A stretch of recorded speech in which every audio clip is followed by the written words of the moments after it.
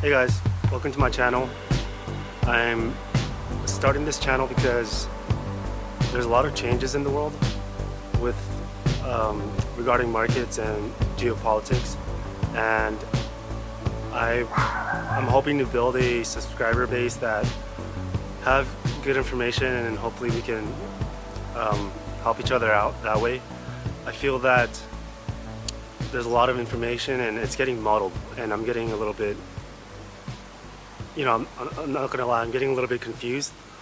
And this is because when you have the facts to make the decisions and to figure out what is exactly going on, it's good, it helps. But when those facts are different,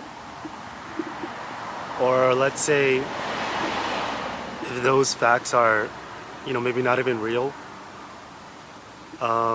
then we have a problem because we can't put together a story or figure out what's actually going on. That's why I think we see a lot of good information being good information, but also bad information being good information. There's a lot of geopolitical things that are going to change a lot of things permanently, and they might change on and off, back and forth. So what that means is a lot of confusion. I think is here to stay. I don't think that's going away. I think that'll be an ongoing problem. I'm hoping to get a more international subscriber base because I'm a little bit confused on what's going to be happening in, let's say, emerging markets, and especially when it comes to crypto-related stuff. How are other countries going to be doing it? How is India going to be adopting this technology, or are there any countries that are not going to? And I think having a subscriber base that knows a bit of stuff around the world, I think would help. This year has been confusing, but I would say for me it's a little bit more in denial than confusing. Ever since the Russia and Ukraine war, I think there's a lot of things that structurally changed, and I think even Zoltan Pozsar came out and said that the monetary order is changing right now, and that we're not going back to the old ways. The old ways was, in order to have the dollar dominant system, you needed the supply to come from a better competitive advantage country to get the stuff for cheaper. But if he's right, and I think he is, then that means that the inflation that we're seeing right now is structural, and that's not going away. But basically, anytime we had CPI blow past 5%, we had to raise the rates up to 5% or maybe more. But if we're doing that, right now we're at 2.5%, and Powell says that's neutral. I'm not quite exactly sure if I agree with him, but what do I know? I do think that, and I think everybody can see it, at 2.5, the economy is struggling. The labor market is a little bit muddled. I'm not quite sure what to make of it a lot of the times. It seems like a lot of people are getting multiple jobs, which is why we had a good jobs report. But the thing is, again, if people are not meeting their retirement requirements and they need to go back to work, and other people are getting 2 jobs or 3 jobs to make ends meet because of inflation, how strong is that labor market? But at 2.5, we're not, it's, people are expecting something to break. People thought that maybe it might have been labor. Other people thought maybe it might be corporate bankruptcies. But I think we'll see in 2023. There's a lot of people that are expecting the Fed to pivot. I don't know how entirely feasible that is. I think a lot of people are thinking that the Fed is just making their own decision to whether they want to pivot or not. But what I'm seeing is that they a lot of the times they don't have a choice, and it seems that because of this structural inflation that is going to be here with this, they're going to have to be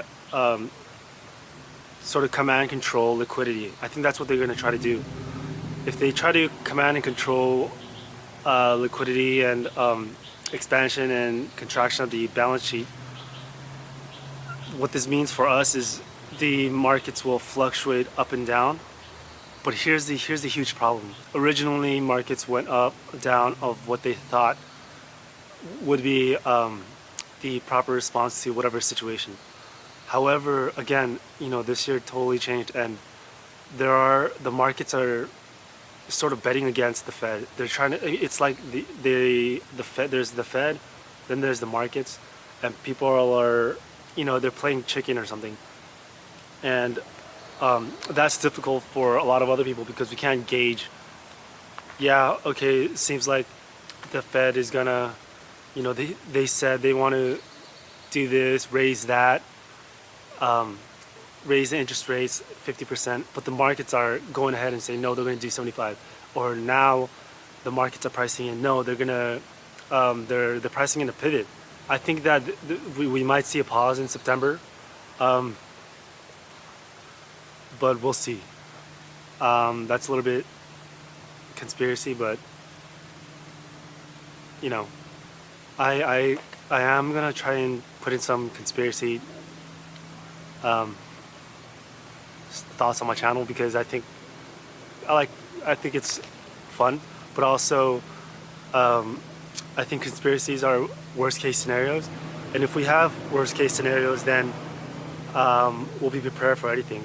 But basically, if you want to put on your tinfoil hat, we have midterms coming up. We have a setup for a pause that we can make through. We do have a setup for next year where the economy would have digested all of this 2.5 rate hikes, and the Fed will be able to better gauge what exactly to do. But they have a window in order to maybe hike another 100 basis points. If they do that, maybe next year might be the recession or maybe somewhat of a depression that Zoltan Pozsar is thinking about. Well, let's say the Fed does raise rates. We get some of the structural CPI down, but if, let's say, CPI is down temporarily, something else happens in Europe, something else happens with Russia or any other war, then CPI can shoot back up. And I think that's the world we're in. I think that we're going to have a lot of ups and downs. For sure, I think everybody knows that this year was the beginning where things are going to change, and a lot of strategies that maybe worked in the past will not work into the future. I think I myself am primarily interested in crypto-related stuff and news, but ever since this year, it's been muddled with a lot of information. When we saw CPI, it was a little bit, we don't know if they were telling the truth or whatever, but that's a different video. Before, when you told people you were crypto-related, whatever, nobody knew what that was, and the younger people thought that was cool. But when you tell the older people now, they think you're a piece of crap, and it's a little bit surprising, but whatever. I guess that's what happens when you have all that shadow lending, circular lending going on. In either case, Golem is going to be coming for us all. I mean, Golem is totally hell-bent. I think that it is going to be him that's going to be driving in the first wave of regulations. I'm not quite sure how the regulations are going to come about, but it's obvious that there's going to be U.S.-centric and international-centric. I think there's going to be a split. So I think a lot of crypto people are going to have to pay attention and stay on their toes. If you look at Portugal and see the changes there, that's an example I'm talking about. I think that there will be pressures, maybe from the IMF, and so El Salvador may be a good option for a lot of people. But we'll see how that pans out.